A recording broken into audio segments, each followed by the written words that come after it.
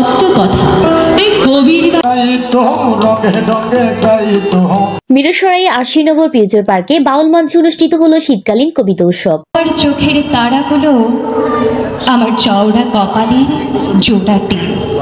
যুগান্তর স্বজন সমাবেশ ও খবরিকা যৌথ উদ্যোগে শনিবার 11 জানুয়ারি দিনব্যাপী আয়োজিত উক্ত শীতকালীন কবিতা উৎসব ও কবি সাংবাদিক মাহবুব পলাশের সভাপতিত্বে এবং সাংবাদিক নাছির উদ্দিন ও সানোয়ার ইসলাম রনির সঞ্চালনায় উক্ত অনুষ্ঠানে প্রধান অতিথি হিসেবে উপস্থিত ছিলেন লেখক ও প্রাবন্ধিক সৈয়দ আব্দুল আলীম তুহিন। প্রধান আলোচক হিসেবে বক্তব্য রাখেন অবকার নির্বাহী পরিচালক মোহাম্মদ আলমগীর। সেই সুপ্ত আগ্নেয়গিরি দিয়াশরের কাঠির পরে দাউদাউ করে চলছে।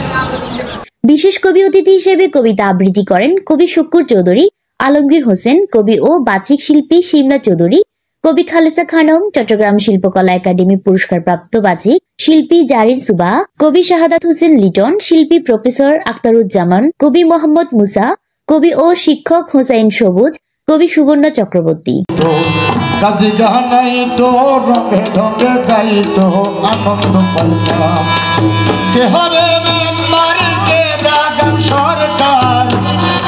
অনুষ্ঠানে বাউল, ফোক ও দেশের গান পরিবেশনা করেন বাউল শিল্পী সুজন বাউলা, রঞ্জিত দর, আখতারুজ্জামান, জিয়াউর রহমান জিতু ও নিপা মজুমদার।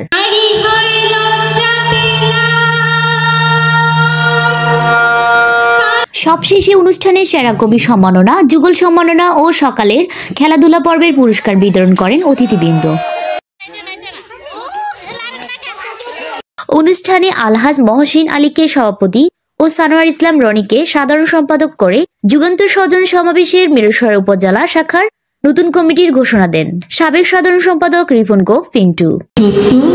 তাই কাব্য এ আমার অহংকার, অহংকার সমস্ত মানুষের হয়ে, মানুষের অহংকার বটে বিশ্বকর্মার বিশ্বশিল্প।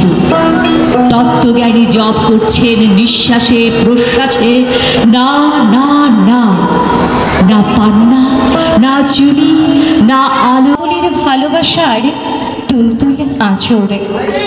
তোমার জোড়া হাতের 10টি আঙুলে আমার রেশম কালো চুলের কাঁকই, তোমার ওষ্ঠদয়ের মুচকি হাসি আমার উদর ছিল মুক্তি সেনার স্বপ্নডলের বন্যায়, প্রতিবাদের প্রবল ধরে কাঁপছিল সমন্বয় করে অন্যের ক্ষয়।